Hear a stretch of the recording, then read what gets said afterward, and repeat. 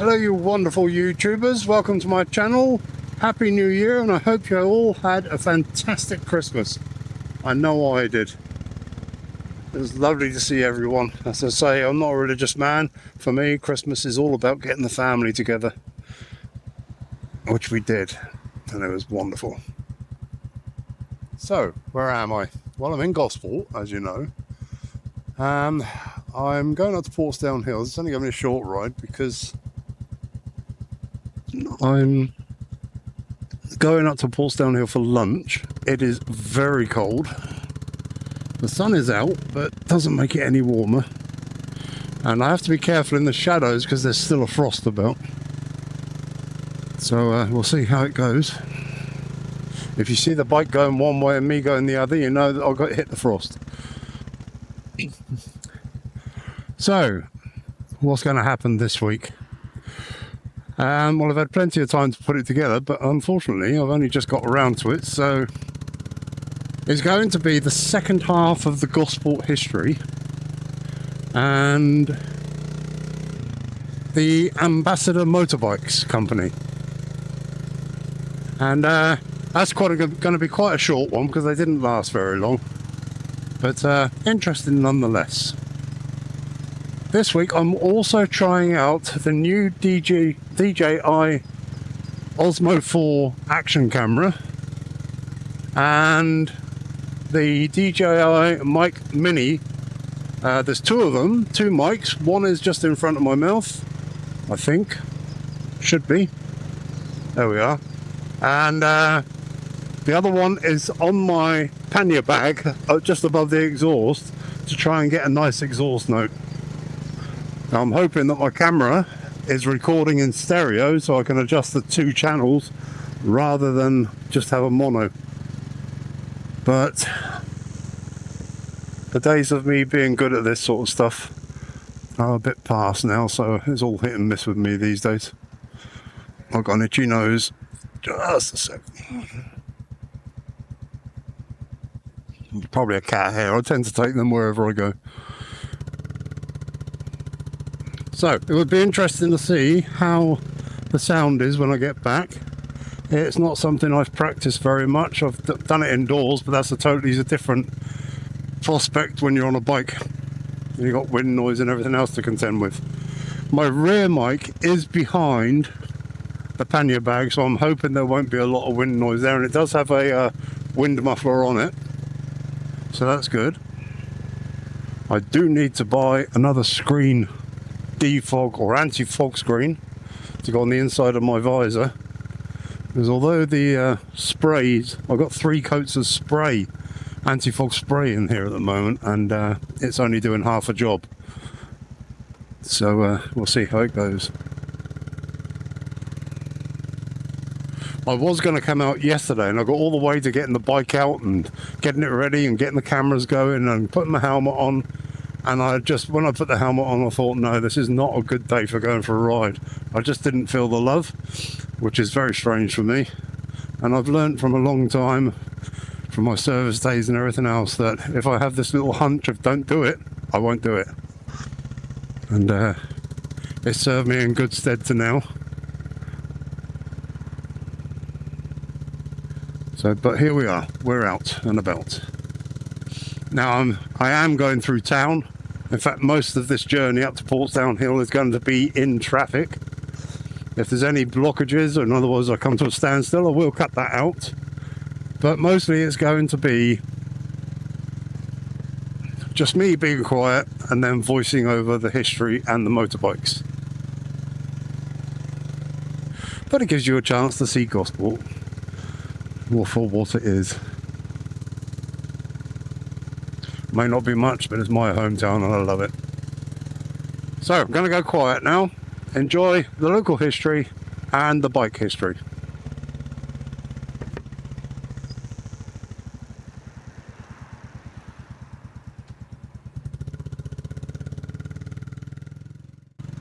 Last week I left the history at the poor sanitary conditions of the mid-1800s.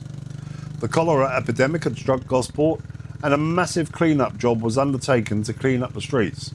However, no attempt was made to install proper sewers and drainage, so the streets' gullies were the only way to carry away waste. So many of the people of old part of Gosport used cesspits, which were often located under buildings, and it was once said by a writer of the time, the cesspools are emptied as a rule but once every 3 to 4 years, and then it has to be carried by buckets through our dwelling houses, making the rooms not fit to live in for 24 hours after. The old moat around Gosport was filled with rubbish, and it was said that the stench from it was unbearable. In 1887 there was an epidemic of smallpox, and there were so many cases that tents had to be erected on the wasteland that is now Gosport Park to provide extra accommodation for the sick. There were many deaths, and in 1898 there was an epidemic of typhoid, so a rough period for the town, and many people lost through these 3 illnesses. Gosport did obtain a piped water supply in 1858, long before Gosport and Elverstoke Urban District Council, which was formed in 1894, began to build proper drains and sewers in 1900, which was completed in 1904. In 1859, the Naval Cemetery at Haslar was opened. Gosport gained its first volunteer fire brigade in 1867, and it was taken over by the council in 1897. In the late 19th, early 20th centuries, a rail link from Leigh to Fareham, and consequently then on to Portsmouth, was added, and Gosport obtained its first public library, which in 1901 moved to the building on Walpole Road, which is now the Gosport Museum. In 1889, a man named Blake opened an isolation hospital for people with infectious diseases. It later became Blake Maternity Hospital, then a maternity home. In the 20th century, Gosport continued to thrive. The submarine base at Gosport dates from 1905, and in 1914, Grange Airfield at Rowner, although some would say it is in Leigh, was occupied by the 1st Fleet Air Arm. The first cinema opened in Gosport in 1910. By the 1930s there were 4 of them, now there are none, which pretty much says it all. Lawn tennis courts were built at Stokes Bay, so was a promenade, and the old cockle pond was turned into a Gosport model lake. The old cobbled hard was filled in, and the Esplanade Ferry Gardens were built, which were renamed the Falklands Gardens in 1984. In 1923, the War Memorial Hospital opened, and in 1924, an open-air swimming pool opened, which has since been filled in and made into a car park. In the early 1920s, the first council houses were built in Gosport, some 430 of them, and in the 1930s, Elson and Hardway became built up. Dockyard workers occupied many of the new houses because the rents were cheaper than those in Portsmouth. On the 9th of November 1922, the urban district of Gosport and Elverstoke was made a municipal borough, and the Elverstoke name was removed from the title. The last trams ran in Gosport in 1929, and the tracks that were there are still there underneath the tarmac road surfaces. During the Second World War, the bombing of Portsmouth and Gosport, because of their affiliation with the Navy, saw 11,000 houses damaged and nearly 500 were destroyed in Gosport. Furthermore, 111 civilians were killed and 289 were wounded. The strategic position of Gosport and its strip of beaches from Stokes Bay right through to Leigh and Hill Head meant that the town was heavily involved in the preparations and embarkation of troops for the D-Day landings. Stokes Bay has a monument depicting the Canadians' involvement.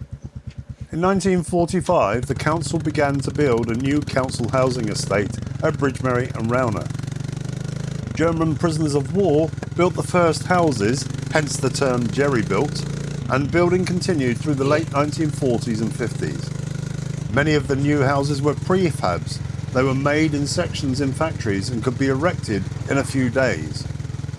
Between 1958 and 1963, new Trinity flats were built in the area of South Street, which had suffered severely in wartime bombing. There were 11-storey flats, 16-storey flats, as well as 4- and 5-storey flats. In 1964, Fort Gomer was sold and demolished to make way for new housing. The last soldiers had left the fort in 1954. In the mid-1960s, a new estate of flats and houses were built on the site, and between 1965 and 1970, a new naval estate was built at Rowner. It was planned to build a mini town with 3,000 homes for 12,000 people, and it was to have its own schools and shops. In the late 1970s and early 1980s, a council housing estate was built in Holbrook. HMS Dolphin Submarine Museum opened in 1962, and in 1972 a new bus station was built in South Street, and the Hazlitt Detention Centre opened in 1962. Broome Park Secondary School opened in 1965, and the St Vincent Training School for young seamen closed in 1967 and was replaced by St Vincent School in 1975. And then in 1987, St Vincent School was replaced by Gosport Sixth Form College. And in the 50s, new factories were erected along Fareham Road and North Mumby Road, in an area that had been largely destroyed in wartime bombing. Among the new factories was a 16-acre site belonging to Cyanamid Limited, which opened in 1958 along the Fareham Road. The economy of Gosport changed to making TVs in the Ultra factory, and along the same stretch other electronic equipment, plastic products, pharmaceuticals and wallpaper were made. In the mid-1960s, Hardway Industrial Estate was built. Key Lane was just a track until 1964, when it was turned into a proper road to serve the estate. And in the late 1960s, another industrial estate was built on 40 acres near Brockhurst. Many roads were rebuilt as the increased ownership of cars meant that the old narrow roads became more and more congested, and in 1957 Gosport gained its first zebra crossing. And that pretty much brings us up to date. The rest of it is mostly in memory now. There's many people in Gosport that know the most recent history of Gosport. My mum was a very big advocate of the history of Gosport, which is probably where I get it from. There's not much more to add about my hometown that I love. The times are constantly changing, but not always for the good. Closing down cinemas, filling in the pool, and many other things that have been taken away by the council so they could put in more money-grabbing facilities such as car parks is the sad demise of once thriving town. Now, high business rates, economies, running amok, poor management and council budgets, etc. all are contributing to the already decline of the quality of life in Gosport, and I suspect in many towns throughout the UK.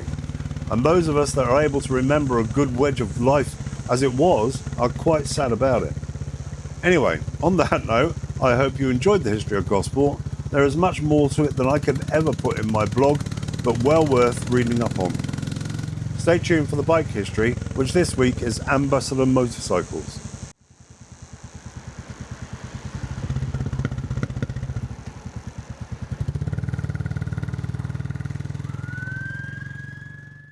Ambassador Motorcycles began life in 1946 when former but successful car and motorcycle racer Kay Don formed the company known as US Concessionaires Limited, which was an importer of American cars to the UK.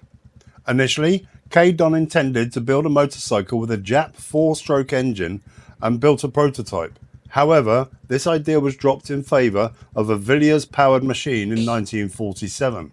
And Villiers engines continued to be used until 1964. Ambassador motorcycles were comparatively more expensive than many of the other small lightweights of their day, and consequently didn't sell in great numbers. Exports were important, and a majority of those sold overseas seem to have found their way to Australia and New Zealand. Their first motorcycles were named Series 1 through 5, and production was based at Ascot, Berkshire, England. Series 5 was the first of the breed to be fitted with a telescopic front fork and DC lighting. Earlier models sported pressed steel web girder forks. In 1951, the company name was changed to Ambassador Motorcycles, and the models gained names like Popular, Courier, Embassy and Supreme, which was the first fully sprung Ambassador with telescopic front forks and plunger rear suspension. The name Supreme was used on all the top-of-the-range models right through to 1958.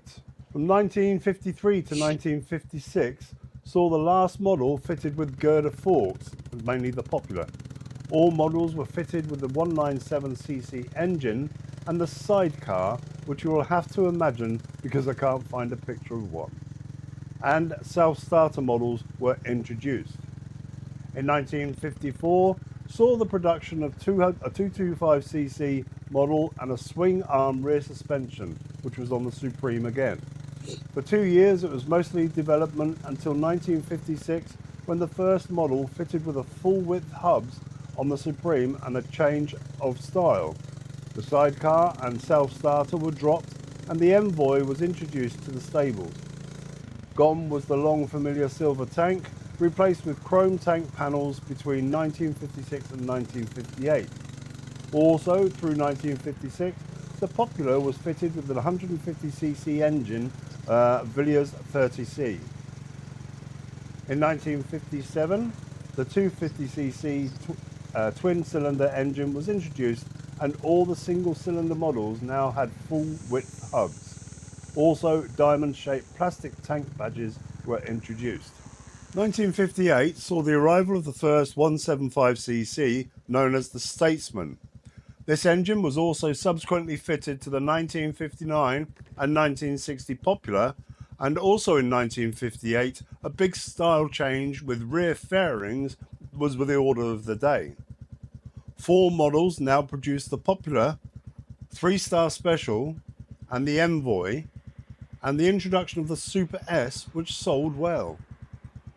In 1961, the reintroduction of an electric starter model known as the Electric 75, and the Popular was dropped for the first time since 1951, only to be reintroduced as a 197cc in 1962. A twin sport and a 175cc scooter were added to the range. In 1962, a 50cc moped model was introduced, and 1962 saw the end of Ambassador production at Ascot as the firm was bought by Dawson Motor Works of Wolverhampton. 3 models were produced by BMW and badged as Ambassadors, all with fiberglass rear fairings. And in 1964, Ambassador motorcycles sadly ceased production entirely. So that's the end of the bike history for this week. I know it was short, but some of these companies that I'm researching are quite short. There are 1 or 2 that are even shorter than that only lasted a couple of years. I'm saving them probably until last, and I may do 2 in the same video.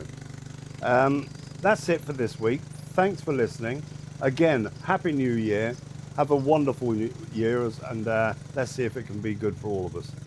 So until the next time, I don't know what I'm going to do yet, but until the next time, ride safe, be safe, and take care.